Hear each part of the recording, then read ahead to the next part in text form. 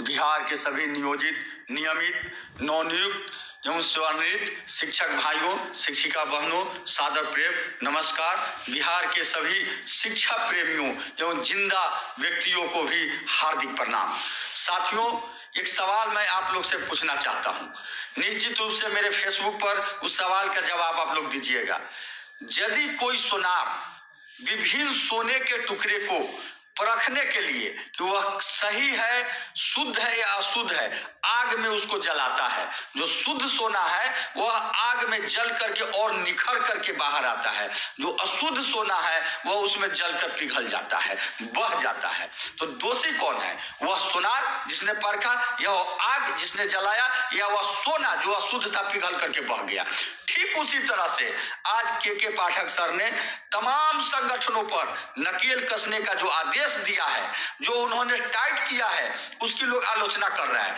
मैं आपसे पूछना चाहता हूं कि उन्होंने के पाठक सर रूपी सोनार ने आग रूपी आंदोलन में संगठनों को जलाया।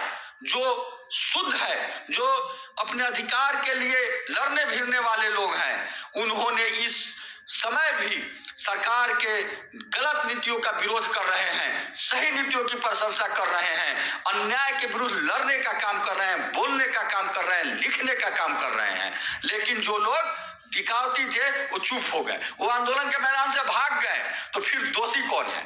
वह सरकार जिसने ऐसा काम किया, या वह नेता जो लड़ने के समय चुप्पी साधे हुए हैं, या वह व्यक्ति जो नेतृत्व क्षमता को बिना सुनते हुए जबरदस्ती पीतल को सोना सोना चिल्लाने में लगे हुए हैं? इसके लिए दोषी कौन है? निश्चित रूप से आप इसका जवाब दीजिएगा। दूसरा बात मैं कहना चाहता हूं कि सरकार प्रथम चरण में बीपीएससी की बहाली कर ली, द्वितीय चरण के बीपीएससी की बहाली कर ली। पहली बार कहे कि एक मामूली परीक्षा लेकर नियोजित शिक्षक को बना देंगे सरकारी सेवक, दूसरा बार कहे कि एक साधारण परीक्षा लेकर बना देंगे। लेकिन आखिर यह परीक्षा कब होगी या नहीं होगी, हम सरकारी सेवक कब बनेंगे? मैं आप तमाम साथियों से कहना चाहता हूं और सरकार से भी कहना चाहता हूं कि सरकार हमें ज्यादा तंग न करे, ज्यादा अन्याय न करे। अभी जो सरकार की नियमावली आई है हम लोग के लिए, वह पूर्णतः अन्यायपूर्ण नियमावली है। मैं डंके की चोट पर कहता हूं कि वह नियमावली नियोजित शिक्षकों के हित में नहीं है। इसलिए मैं सरकार से मांग करता हूं कि उस नियमावली में संशोधन करे, शिक्षकों के अनुरूप बनाए और यथाशीघ्र सभी नियोजित शिक्षकों को सरकारी सेवक बनाए, सरकारी सेवक का दर्जा दे और उनकी जो सेवा की निरंतरता है, जो 3, 5, 8, 10, 15, 20 में बहाल हुए हैं, उनकी सेवा की निरंतरता को बहाल रखा जाए। उनकी योगदान तिथि वही माना जाए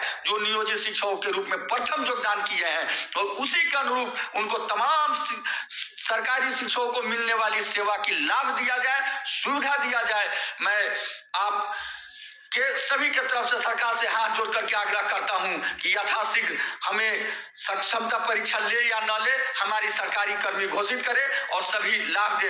यदि सरकार बजट सत्र से पहले ऐसा नहीं करती है तो मैं आप तमाम साथियों की तरफ से सरकार को कहना चाहता हूं कि बजट सत्र में कोई शक्ति नहीं रोक सकती हमें एक बड़ा आंदोलन करने के लिए, एक विराट आंदोलन करने के लिए। हम बड़ा आंदोलन करेंगे।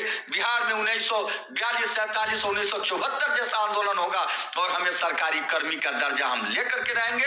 हम सरकार का विरोधी नहीं है, हम अपना समर्थक हैं, हमें माने। और आप तमाम साथियों से भी आग्रह करना चाहते हैं कि आप तैयार रहिए, आप इनकलाब के लिए तैयार रहिए, आप अधिकार के लिए तैयार रहिए। अंत में आप तमाम साथियों को और सरकार को भी मकर संक्रांति की हार्दिक बधाई, हार्दिक शुभकामनाएं। आप सभी साथियों को बहुत बहुत धन्यवाद, सादर प्रणाम, नमस्कार। इनकलाब जिंदाबाद, शिक्षक एकता जिंदाबाद।